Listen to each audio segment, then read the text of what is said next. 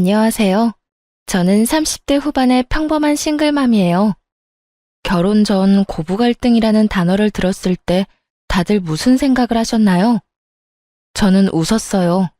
사람 사는 곳 다 똑같고 존중의 마음으로 대한다면 인터넷이나 TV 속에 나오는 그런 갈등은 없을 거라고 자신했거든요.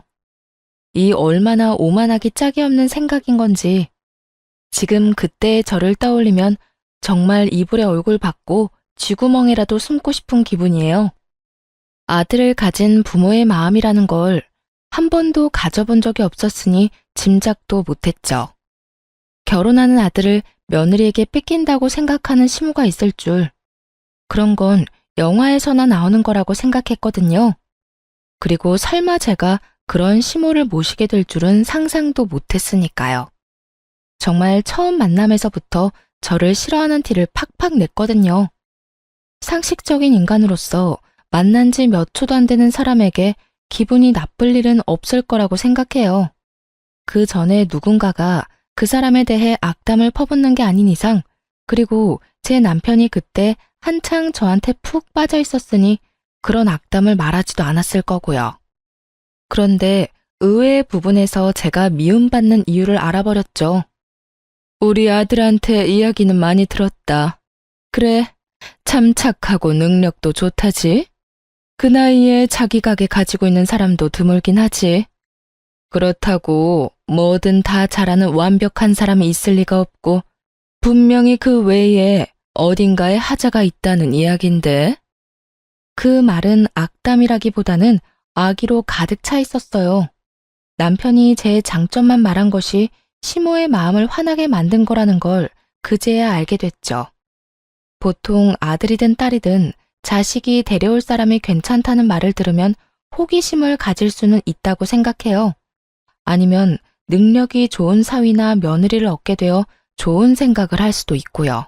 그런데 시모는 그런 부분에서는 정말 상식을 초월했죠. 장점이 많으면 어딘가 하자가 있을 거라니. 그 말을 듣고 있던 저도 당황했어요. 엄마, 무슨 말을 그렇게 해? 정말 좋은 사람이야. 누가 뭐래니? 네가 좋다면 좋은 거겠지. 그런데 넌 너한테 좋다고 다른 사람한테도 좋을 거라고 착각하는 것 같네. 이 엄마는 걱정하는 거야. 이렇게 대단한 여자가 왜 우리 아들하고 만날까 하고. 뭐 숨기는 건 없니? 마치 제가 어떤 의도를 가지고 제 자식을 만난 것 같다는 말을 하더군요. 사실 숨기는 게 없는 건 아니었어요. 하지만 그것은 남자 문제라거나 뭐 그런 문제는 아니었어요. 그래도 이런 주제로 이야기가 흐르는 건 좀 별로라 시모의 말에 저도 얼른 대답을 했어요. 이 사람도 참 좋은 사람이에요. 장점도 많지만 무엇보다 저한테 잘해줘요.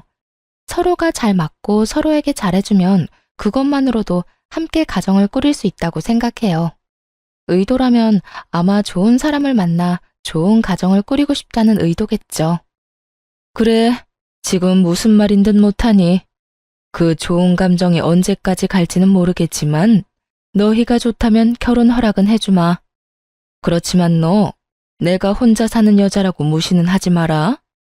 우리 아들 내가 얼마나 고생해서 키웠는지 너는 모를 거다. 그런 귀한 아들이야. 그러니 우리 아들 귀찮게 하는 일은 없길 바란다.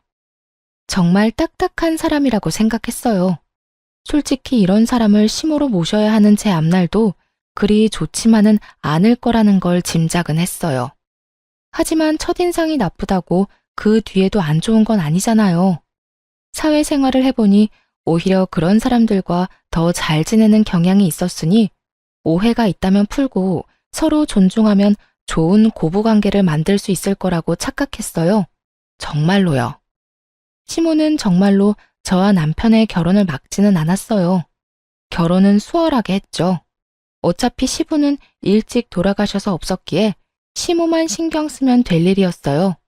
그런데 결혼 후에 문제가 연달아 일어났어요. 시모가 저와의 사소한 대화나 행동으로 남편에게 거짓말을 하는 거예요. 어떤 식인지 들으면 정말 웃기지도 않을 거예요. 하루는 시모의 전화를 받았죠. 예, 너 네 남편 아침밥은 차려주니? 애가 왜 볼 때마다 저렇게 야위어가? 너 정말로 신경 쓰기는 하니? 네, 어머님. 아침밥 꼭 먹이고 있어요. 저도 아침에 밥 못 먹으면 안 되는 습관이 배어 있어서 둘이서 꼭 차려 먹고 있으니 너무 신경 쓰지 마세요. 제가 잘 알아서 할게요. 이런 대화를 나눈 적이 있거든요. 그런데 그날 저녁 시모가 남편한테 전화를 한 거예요. 전화를 끊고 나서 남편이 저한테 화를 내면서 그러더라고요. 당신 어머니한테 잘 좀 해줘. 이런 식으로 전화 오면 내가 뭐가 돼? 당신이 한 사소한 행동이 내 얼굴에 먹칠하는 거라고 부부니까. 당신 행동도 내 평판에 들어갈 수밖에 없는데 이런 식으로 생각 없이 굴면 어떡해? 갑자기 화내는 남편에게 저도 어안이 벙벙해서 되물었죠. 무슨 일인데? 나 오늘 어머님이랑 통화 잘했는데? 어머니 보고 우리 일에 신경 끄라고 한 게 잘한 거야? 어머니가 기분이 어떠셨겠어? 아들 장가 보내고 잘 지내고 있나 궁금해서 연락했는데 새파랗게 어린 며느리가 신경 끄라고 하면 기분이 좋겠냐고. 아니야. 내가 어머님께 신경 끄라는 말을 어떻게 해? 어머님이 당신 아침밥 먹이고 있는지 확인하셔서 잘하고 있다고 어머님 신경 안 쓰셔도 된다고 말했지. 그 말에 어디가 신경 끄라는 말이야. 정말로 그렇게 말했어? 제 말에 그제야 남편이 화를 누그러뜨리더군요. 당연하지. 나 통화 녹음 자동으로 되는 거 알지? 그거 들려줄까? 그걸 듣고 나서야 남편이 제게 미안하다며 사과하더군요. 그러면서 어머니가 연세가 많아서 잘못 들으실 때도 있으니 이해해달라고 하더군요. 그런데 저는 그게 잘못 들은 거라고 생각하지 않았어요. 그 이전에도 이런 일이 종종 있었거든요. 분명 인사를 했는데 인사를 안 했다고 남편에게 이르거나 밥상을 차릴 때 조심스럽게 차렸는데도 기분 나쁘게 탁탁 소리내면서 밥 차렸다고 말할 때도 있었어요. 정말 이렇게 사소하고 작은 것들을 치사하게 건드는 시모를 보며 저도 점점 인내가 사라지고 있었어요. 그런데 이 모든 일들은 그냥 장난 수준이었어요. 제대로 된 한 방이 그 뒤에 크게 터졌거든요. 바로 제가 아들을 낳고 난 뒤에 일어난 일이었어요. 2년 만에 생긴 아이여서 저도 정말 행복한 날이었거든요. 그런데 출산일에 시모가 올라와서는 슬쩍 그러더군요. 손주가 영 아빠를 안 닮았네. 남편은 기분이 좋아서였는지 시모의 그 말을 농담처럼 넘기더군요. 어머니, 애들은 크면서 바뀐다잖아요. 그래도 나 닮은 것도 있어요. 발이 나랑 똑같잖아. 그러면서 농담으로 넘기니 저도 그때는 웃을 수 있었어요. 그런데 그 뒤에 우리 아들을 볼 때마다 시모가 계속 그 말을 하는 거예요. 아무리 생각해도 얼굴이 네 얼굴이 아니야. 그렇다고 제 어미를 많이 닮은 것도 아닌 것 같은데. 크면서 얼굴이 바뀌어도 엄마나 아빠를 닮아야 하는데 전혀 그렇지를 않으니. 시모만 만나면 이런 소리를 듣는 거예요. 친정에 가면 저랑 많이 닮았다는 이야기를 많이 들었거든요. 이번에도 그냥 넘어가려는데 남편이 뭔가 이상한 표정으로 저를 보더군요. 그날 시모가 돌아가고 나서 남편이 저한테 눈치를 보며 말하더라고요. 우리 아들 친자검사 한번 해볼래? 그 말에 저는 순식간에 분노가 차오르는 것을 느꼈어요. 너 무슨 의도로 그런 말 하는 거야? 어머님이 당신도 나도 안 닮았다는 말 했다고 당신까지 그렇게 생각하는 건 아니지? 정말 화가 머리 꼭대기까지 났어요. 친자검사를 하자고 하는 말 자체가 저의 부정을 전제로 꺼내는 말이라고 생각했거든요. 차라리 남편이 우리 아들이 산부인과에서 바뀐 거 아니냐는 식으로 말했다면 제가 이렇게 기분이 덜 더러웠겠죠. 그런데 남편이 제 외도를 바탕에 깔고 그런 말을 한 것 같아서 기분이 정말 안 좋았거든요. 여보, 아니야. 나 그런 식으로 생각하는 거 아니야. 당신을 의심하는 게 아니라 엄마가 저렇게 완강하시잖아. 매번 그런 소리 듣는 당신도 기분 나쁠 거고. 나도 매번 둘 사이에 끼어 있는 것도 그렇고. 우리 아들이 내 자식이 아니라고 생각 안 해. 그래도 짜증나. 싫다고. 내가 그런 검사했다는 걸 사람들이 알아봐. 내가 그런 여자처럼 보일 거 아니야. 왜 그런 짓 한 것도 아닌데. 당신, 설마 내가 그런 짓 저질렀다고 생각하는 건 아니지? 아니라니까. 엄마 때문에 그래. 엄마 때문에. 당신 기분 나쁜 건 알지만 매번 이러다가 나중에 우리 아들이 들을까봐 그러지. 그럼 당신이 어머님 좀 어떻게 해줘. 당신도 느끼고 있을 거 아니야. 어머님이 유독 나한테 팍팍하게 구시는 거. 이번에도 어머님이 내 외도 의심한 것처럼 보이잖아. 처음에는 농담으로 넘어갔다고 쳐도 그 뒤부터는 그런 이야기가 농담으로 들려? 분명히 그런 생각을 하고 계시니까 그런 말 하시는 거지. 그러니까 해보자는 거야. 엄마가 착각하고 계시는 거니까. 우리가 해서 보여주면 믿을 수밖에 없잖아. 안 그래? 남편의 말은 정말 짜증이 났지만 그래도 검사는 진행할 수밖에 없었죠. 한번 정확하고 확실하게 보여주면 그 뒤부터는 저딴 말 입에도 꺼내지 않겠지 싶었거든요. 그날 하루 잠도 못 자고 꼬박 고민한 저는 시모와 남편을 데리고 유전자 검사하는 곳으로 향했어요. 어머님, 검사하는 거 제가 문제 있어서 검사하는 거 아니에요. 어머님이 뭘 원하시는 건지 모르겠지만 남편이 어머님 납득시키려면 이렇게 해야 한다고 해서 확실하게 하려고 어머님도 여기 모신 거예요. 그러니까 검사 결과 나오면 앞으로 장난으로라도 우리 아들이 남편 닮지 않았다는 말은 하지 마세요. 약속해 주실 수 있으세요? 당돌한 제 말에 시모가 알겠다고 깔끔하게 말하더군요. 그 의미를 전혀 모르겠더라고요. 며느리가 외도를 했다고 확신을 했다면 이런 검사도 못 믿는다고 했을 수도 있었을 거예요. 그런데 의외로 깔끔하게 수긍을 하니 의도가 뭔지 모르겠더라고요. 그렇게 검사를 했고 결과는 역시 친자일치였어요. 남편은 당연하다며 고개를 끄덕였고 시모는 갸우뚱하더군요. 아이 포함해 4명이 모여있는 집에서 시모가 아이를 빤히 보더니 검사 결과지를 한 번 더 보더군요.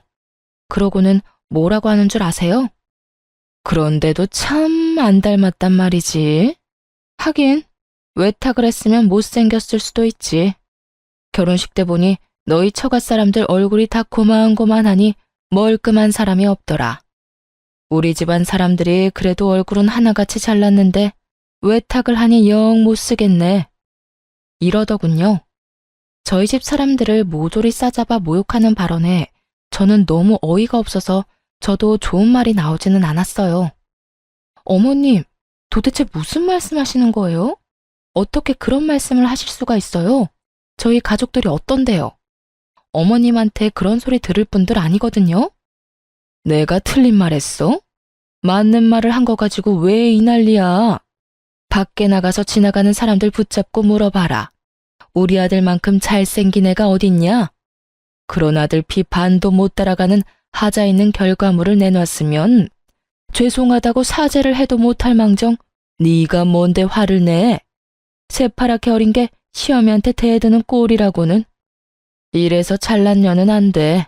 지 잘난 맛에 사니 어른 공경할 줄을 모르지. 지금 손주한테 결과물이라고 하셨어요? 그리고 제가 무슨 사죄를 해요? 상식을 초월한 발언에 저는 기절하기 직전이었어요. 그만큼 크게 흥분한 적이 처음이었거든요. 화가 너무 나면 말도 제대로 안 나오는 거 아시나요? 머릿속이 엉망이 되더군요. 그리고 너 친자검사 누가 하자고 했는지 아냐? 우리 아들이 하자고 했어. 아무리 봐도 자기랑 안 닮았다고. 내가 그런 소리 한 것도 있지만 그런 이야기 들었다고 마누라 의심할 정도면 너도 행실이 그다지 좋지 못했다는 뜻 아니겠냐? 그 말에 더 화가 났어요. 저한테는 아니라고 어머니를 설득하기 위해서라고 말해놓고 본인은 정작 저를 의심하고 있었다니. 소름이 쫙 돋더라고요. 그렇지만 그때는 남편보다 시모에게 더 화가 났어요. 어찌됐건 불을 지핀 건 시모였으니까요. 그리고 순간 그런 생각도 했어요. 여태껏 저를 괴롭히려고 거짓말을 그렇게 밥 먹듯 해댄 시모가 이번에도 거짓말을 한 게 아닐까 하고요. 저랑 남편 사이 이간질 하려고 그런 건지도 모른다는 생각이 들었거든요. 그건 저희 부부 문제예요. 그리고 어머님이 그런 말 안 하셨으면 이런 말도 안 되는 일이 벌어질 일도 없었죠. 저와 시모 사이에 고성이 오가자 애는 중간에서 울어버렸고 잠시 전화 통화하느라 밖에 나가 있던 남편이 깜짝 놀라 들어오더군요. 무슨 일이야? 어머님한테 여쭤봐. 자기 혹시 친자검사 당신이 해보자고 한 거였어? 어머님이 당신이 제안했다고 하던데 정말로 그런 거였어? 말은 내가 꺼낸 게 맞는데 엄마 설득하려고 그런 거지. 설마 내가 당신 의심해서 그랬겠어? 남편이 잠시의 고민도 없이 그리 말하더군요. 시모 눈치를 안 보는 걸 보니 그건 시모만의 생각이었던 것 같았어요. 그래? 그럼 됐어. 아, 어머님 이제 가신대. 앞으로 안 오실 것 같아. 나도 애도 마음에 안 드시는데 굳이 여기까지 오시라고 할 필요 없잖아. 내 아들이 여기 있는데 왜 내가 못 와? 우리 아들이랑 나 떼어놓을 거면? 아니요, 그럴 생각 없어요. 제가 아드님 보내드릴게요. 당신 앞으로 어머님 댁에 자주 다녀. 나는 어머님하고 말 섞기 싫어. 우리 아들이 나를 닮아서 외탁을 해서 못생겨서 보기 싫으시다네?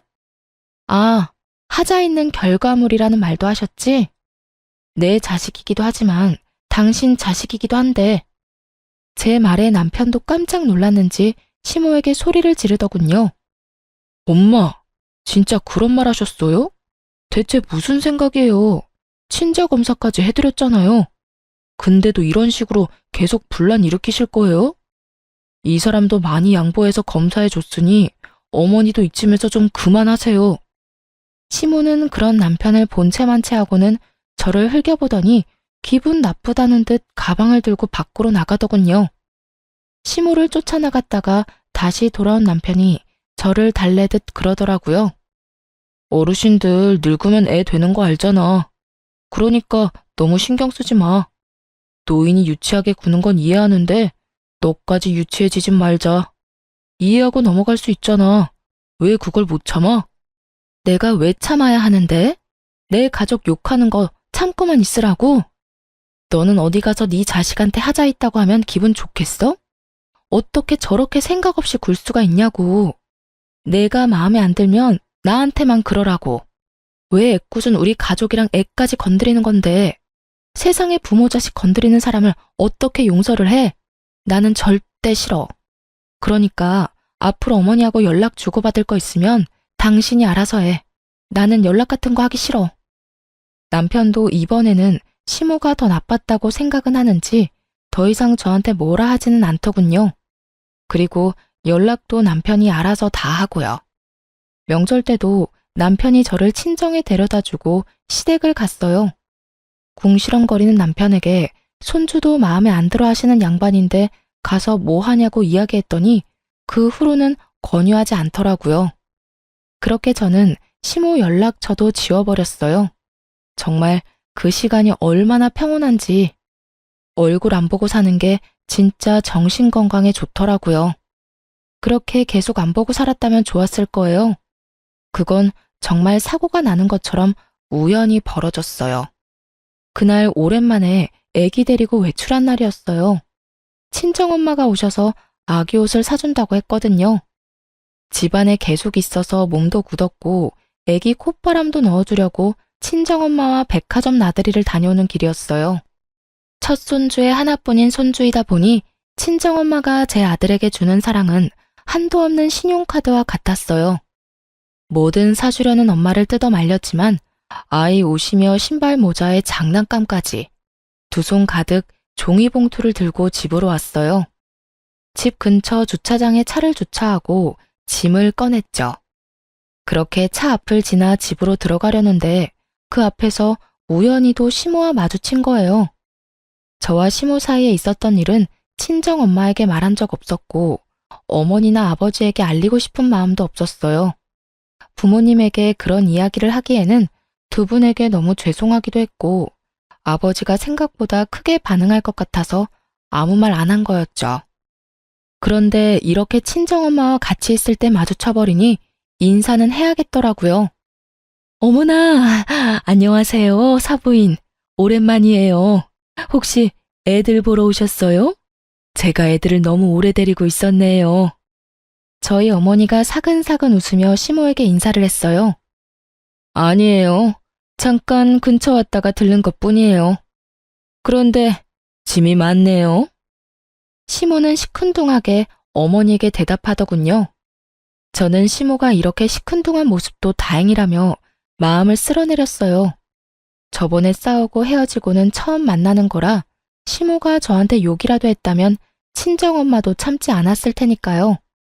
아무래도 첫 손주다 보니 마음도 눈길도 많이 가네요. 그래서 애기용품 좀 샀어요. 물론 사부인께서도 신경 많이 쓰셨겠지만 저희에게도 워낙 귀한 손주다 보니 저도 모르게 손이 가더라고요. 어휴, 귀한 분 밖에 세워두면 안 되지. 딸, 얼른 들어가서 시어머니 모셔. 물건은 내가 내일 직접 갖다 줄 테니까. 너 이대로 애 업고 짐까지 들고 못 가. 내일 보자. 친정엄마는 저와 시모를 생각해서 자리를 빠르게 뜨려고 하더군요.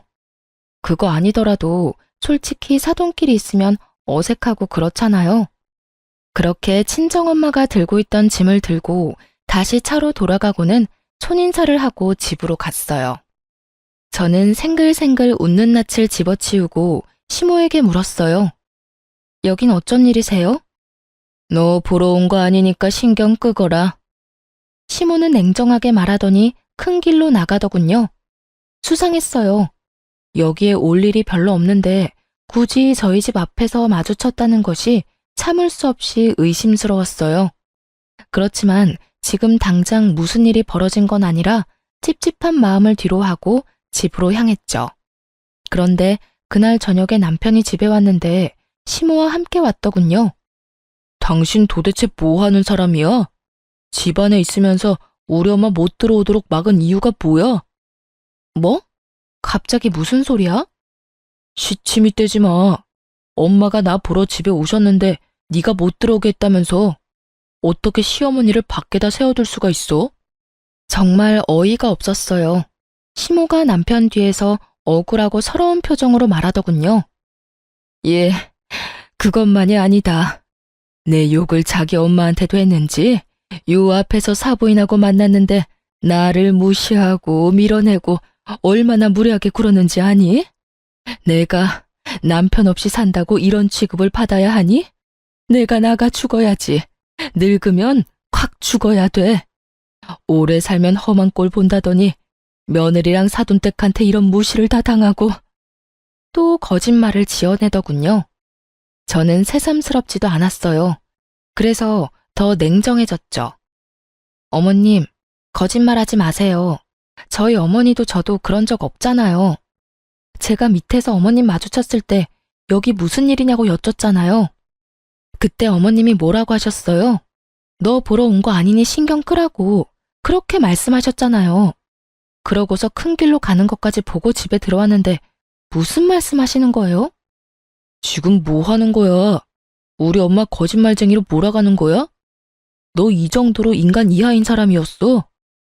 우리 엄마 홀몸으로 나 키우느라 고생하신 분이야. 나한테 의지 많이 하셔서 당신이 화낼 수 있다고 생각해. 그래서 당신이 어머니랑 마주치지 않도록 노력하고 있잖아. 그런데 나 보러 온 어머니 내쫓은 것도 모자라서 당신네 식구들이랑 편먹고 밀치고 무시까지 해. 넌 뭐가 그렇게 잘났어? 너희 가족은 뭐가 그렇게 잘나서 남의 부모 무시해? 가만 보면 너뿐만이 아니라 너희 가족들은 아나무인의 무례한 사람들밖에 없네. 더럽게 비싼 쪽 굴기만 하고. 친정 사람들을 싸잡아 욕하는 남편놈을 보며 저는 순간 말이 안 나왔어요. 기가 막혀 남편을 쳐다보고 있노라니 그 뒤에 서 있던 시모 얼굴에 슬그머니 미소가 번지더군요. 이 사람이 또 제 뒤통수를 치려고 작정했나 보다 싶었어요. 제가 아무 말도 없으니 남편이 더 기세등등하게 입에서 더러운 말을 쏟아내더군요. 윗물이 맑아야 아랫물이 맑은 법이야. 당신 어머니가 예의를 모르고 사돈 보기를 우습게 보니 당신도 우리 엄마한테 그렇게 싸가지 없게 굴었겠지. 친정엄마를 모욕하는 남편 말에 저도 더 이상 참지 못했어요. 당신이 나한테 그런 말 할 자격이나 있어? 그리고 이런 말 한 거 책임질 수는 있어? 책임? 책임은 네가 져야지. 우리 엄마 이렇게 만든 거 다 네 탓이잖아. 그래? 그럼 진짜로 누가 잘못인지 알아보자. 두 사람 다 어디 가지 말고 거기 앉아서 기다리세요. 저는 친정 어머니에게 연락해서 오늘자로 찍힌 블랙박스 영상 보내달라고 했어요. 그러자 시모 얼굴이 새파랗게 질리더군요. 차에 다 찍혔을 거라고는 생각도 못했던 것 같더라고요. 그리고 어머니에게서 온 블랙박스 영상을 남편에게 보여줬어요. 차 앞에서 띠꺼운 표정의 시모와 생글생글 웃는 낯의 친정엄마가 동시에 비춰지자 남편이 계속 영상을 돌려만 보더군요. 무슨 말을 해야 할지 찾고 있는 것처럼 보였어요. 싸질러 놓은 말들은 더 이상 담을 수 없는데 수습을 하려니 답이 안 나오는 듯 머리만 벅벅 긁더군요. 그렇게 꿀먹은 벙어리가 돼서 한참을 폰만 돌려보던 남편에게 제가 먼저 말을 걸었어요. 직접 보니까 어때? 당신이 어머님한테 들은 게 사실인 것 같아? 여기 어디에 밀치고 무시하는 장면이 있어? 이 장면 어디에 싸가지 없고 무례하고 사람 무시하는 사람이 있냐고. 그게 있으면 당신 어머님이겠지. 시종일관 웃는 낯으로 말하는 우리 엄마 앞에서 잔뜩 굳어서 기분 나쁜 표정 짓고 있는 건 당신 엄마니까. 시모도 증거 영상을 보고 거짓말이 들통난 터라 아무 말 못하고 있더니 결국 한 소리 듣고는 자리에서 일어나 밖으로 나가버리더군요. 당신이 뭔데 아무죄 없는 우리 엄마를 욕해? 너희 엄마 말이면 똥으로 매주를 쓴데도 믿겠지? 마누라가 얼마나 만만해 보이면 처갓집 식구들까지 아래로 보겠어. 불쌍한 우리 엄마 이용해서 자기한테 유리하게 말 지어내고. 근데 더 화가 나는 건 그 얄팍한 수에 넘어가서 나랑 우리 엄마 신나게 욕한 당신이야. 나는 당신 어머니처럼 입만 열면 거짓말하면서 옆 사람 힘들게 만드는 사람 부모로 모시면서 살고 싶지 않아. 에이, 별것도 아닌 일로 무슨 그런 말을 해. 내가 잘못했어. 다 잘못했으니까 이제 그만 화 풀어. 살다 보면 오해도 할 수 있고 말이 와전될 수도 있고 그렇지. 그런 거 하나하나 다 따지면서 어떻게 살아? 지금 상황에서 화를 어떻게 풀어? 당신 정말로 나랑 우리 엄마를 그런 식으로 보고 있었던 거 아니야? 그렇게 생각했으면 당신도 나랑 살지 마. 안 살면 되지. 나도 나 싫다는 사람이랑 살기 싫어. 그러니까 우리 그만 이혼해. 더 이상 당신이랑 당신 어머니 때문에 이렇게 비참하게 살고 싶지 않아. 내 말은 못 믿고 어머니 말만 믿는 남편놈도 내가 마음에 안 든다고 매번 거짓말로 나를 나쁜 년으로 만들려는 시모도 둘 다 못 믿어. 상황을 한없이 가볍게 여기며 사과했으니 그냥 넘어가자는 남편놈을 보며 제 마음은 차갑게 식어가고 있었어요. 그리고 머릿속에는 이혼 생각이 굳게 자리 잡아가고 있었죠. 남편이 시모와 연을 끊고 살겠다고 한다면 이혼은 잠시 미뤄둘 생각도 있었어요. 그런데 그 주 주말에 시댁 어른 잔치에서 시모가 내 욕을 하고 다녔다는 이야기를 제가 듣게 됐죠. 이모님 칠순 잔치를 한 그 가게 사장이 저랑 같은 개원이었거든요. 그 친구가 저한테 말해주더군요. 아주 악에 바친 것처럼 이 사람 저 사람한테 며느리랑 사돈댁이 자기 무시했다며 없는 말 퍼다 나르고 있었다고요. 결국 저는 참지 못했어요. 기다려주지도 않았어요. 그날 저녁 남편이 퇴근해서 돌아오자마자 문 앞에서 말했어요. 우리 이혼해. 내가 어떻게든 참아보려고 했는데 당신 어머니 하는 행동 때문에 더는 안 되겠어. 어차피 당신도 고민한 적 없잖아. 어머니랑 나 사이에 있었던 일 그냥 흐지부지하게 지나가고 싶은 거 다 알아. 그치만 나는 더 이상 내가 없는 데서 욕 얻어먹고 싶은 마음 없거든? 이혼 소송하면서 당신 어머니에 대한 명예훼손 소송도 진행할 거야. 만나는 사람들 모두에게 나랑 우리 엄마 욕하고 다닌다는데 어디 계속 그렇게 하시라고 전해줘. 며칠 있다가 법원에서 연락 갈 테니까.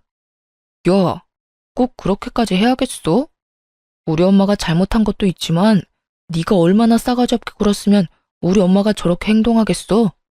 그리고 이혼하자면 누가 겁나는 줄 알아? 나도 갈 때까지 갈 거야. 잘잘못 가려서 나도 내 살 길 찾아야지. 그리고 어차피 나보다 당신이 가진 게 더 많으니 재산 분할에도 나한테 더 유리하거든? 남편과 같이 살고 있는 신혼집은 제가 결혼 전부터 살고 있던 곳이었어요. 남편은 이 집이 제 명의로 된 집이라고 알고 있었죠.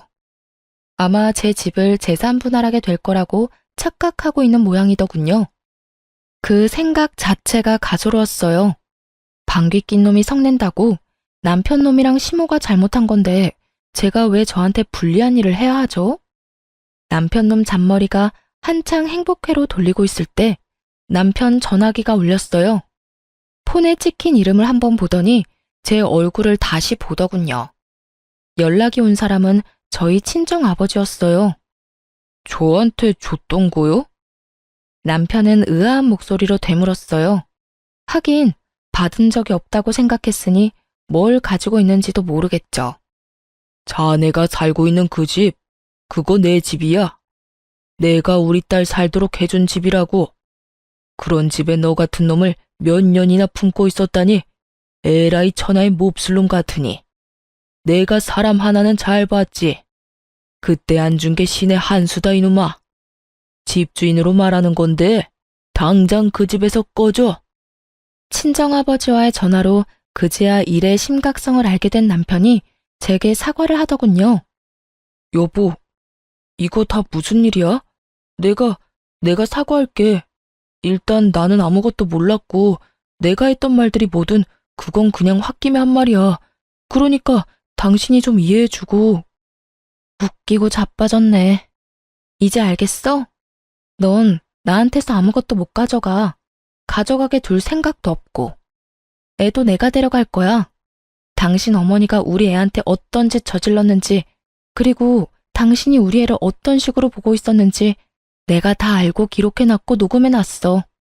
그러니까 애 데려갈 생각하지 말고 조용히 이혼이나 기다려.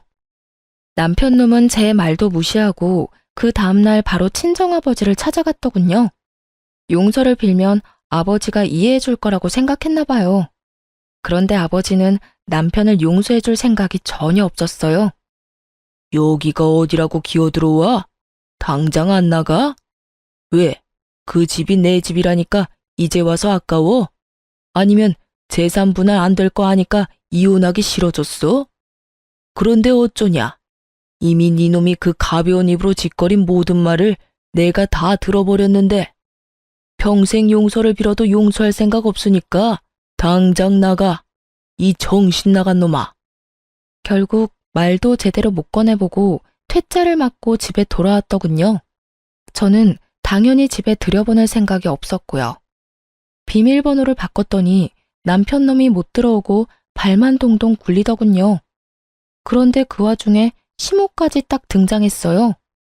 여보, 미안해. 내가 정말 평생을 두고 속죄하면서 당신한테 미안해하면서 바짝 엎드려 살게. 그러니까 잠깐 얼굴 보고 이야기만 하자.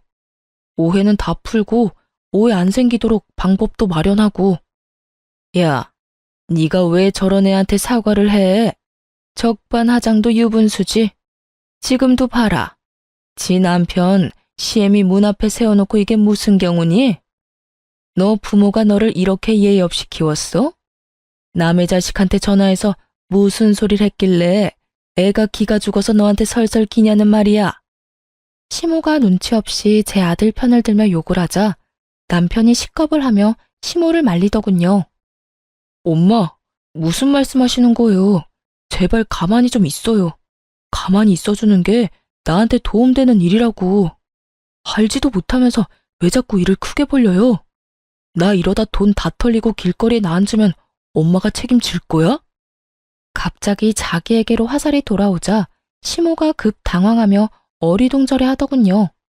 하긴 그간 충실히 시모 편을 들던 남편이 갑자기 노선을 변경하니 당황할 수밖에요.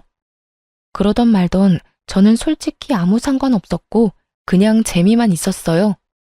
문 앞에서 그러고 있으면 신고할 테니까 집으로 돌아가. 그리고 당신 짐은 내가 내일 곱게 포장해서 시댁으로 보낼 테니까 그렇게 사랑하고 믿고 신뢰하는 어머니랑 둘이서 살아. 싸가지 없고 무례하고 나쁜 년인 나 같은 거랑 살지 말고. 어차피 이 집에 가져온 것도 얼마 없잖아. 우리 아버지 집에 혼수도 내가 다 해서 너는 몸만 딸랑 들어왔잖아. 그 주제에 뭐가 그리 대단해서 나한테 감히 이빨을 드러내? 차가운 제 말에 결국 남편 놈도 시모도 돌아갔어요. 그리고 이혼 소송이 끝나고 저희는 법적으로 남이 됐죠. 당연히 애는 제가 데려왔고 위자료도 제가 받았어요. 저한테 유리할 수밖에 없었죠. 시모의 그 행동이 저에게 큰 스트레스를 주었지만 동시에 이혼에서는 더 큰 증거가 되어줬거든요.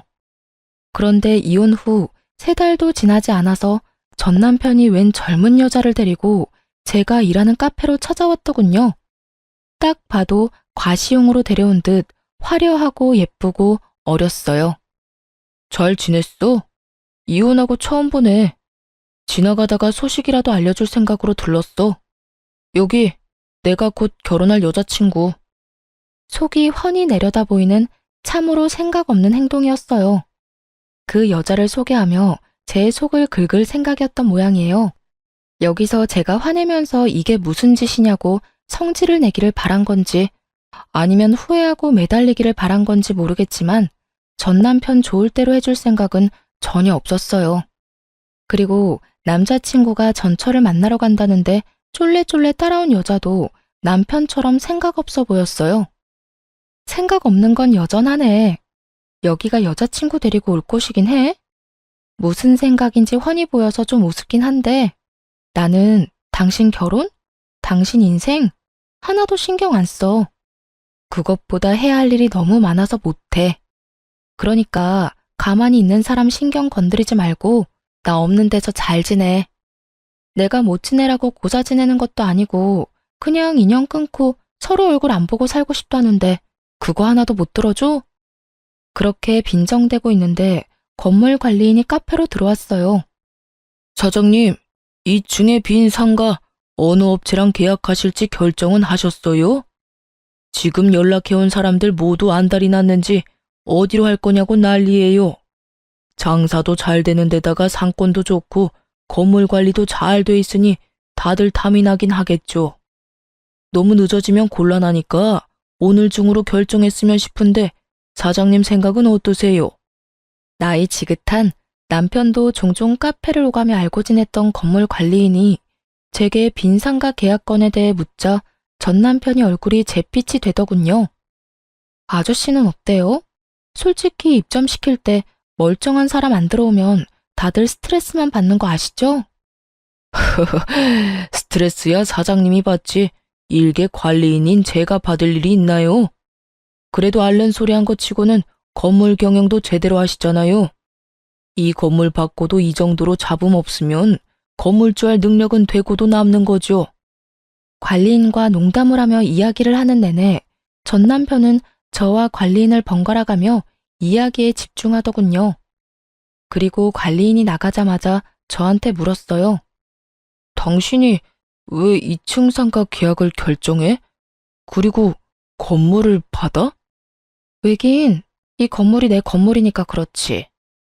2층 상가 하나가 비었는데 거기 들어오려고 여러 업체에서 연락이 오는 바람에 요즘 좀 바쁘거든. 그래서 당신이 내 신경 건드리려고 하는 이런 짓들이 정말로 하찮고 짜증나. 시간도 없는데 이렇게 당신의 그 어이없는 놀이에 어울려주는 것도 시간 낭비라고 생각하니까. 제 말에 남편 눈이 확 커지더군요. 이게 당신 거라고? 이 건물이? 가게가 아니라? 그래, 이 건물 원래 아버지 거였거든. 그런데 나 이혼하면서 아버지가 나한테 줬어. 아버지가 나 결혼할 때 당신 모르게 나한테 요구한 게 있거든? 아버지 이름으로 된 건물 다 숨기라고. 당신이랑 결혼해서 애 낳고 5년이 지났는데도 우리가 잘 살고 있었으면 이 건물 주겠다고 하셨어. 근데 애가 5살이 되기 전에 우리는 이혼을 했지. 네가 개차반 같은 인간이고 우리가 이혼을 했으니 아버지가 아주 잘했다면서 이혼과 동시에 나한테 준 거야. 나는 이 건물 받으면 원래 당신이랑 공동명의로 하려고 했거든? 근데 그때 아버지 말 안 듣고 이 건물 받았으면 너한테 다 뺏겼을지도 모른다고 생각하니까 엄청 오싹하네. 잘 된 거지. 우리 아버지가 현명하시긴 하셔. 신기하지? 아버지는 당신 뭘 보고 이런 사람인 걸 예상했을까? 그때는 당신도 제정신처럼 보이긴 했는데 말이야. 아버지가 저에게 숨기라고 한 것은 아버지의 재력이었어요. 제가 나쁜 사람에게 이용당할까봐 걱정이었다고 하셨거든요. 작정하고 속이려고 드는 놈들은 못 이기니 처음부터 네가 먼저 상대방을 속이라고 말이죠. 그러니 처음부터 그 건물은 제 것이 될 거였어요. 전 남편만 모르고 있었을 뿐이죠. 그리고 솔직하게 말하면 공동명의는 거짓말이었어요. 전 남편과 같이 할 생각도 없었고 아버지가 그걸 허락해 줄 뿐도 아니었죠. 이혼 전에도 남편 이름으로 하느니 외손주 이름으로 하는 게 더 낫다고 생각하시고 계셨더라고요. 그런데 제가 왜 그런 말을 했는지 아세요?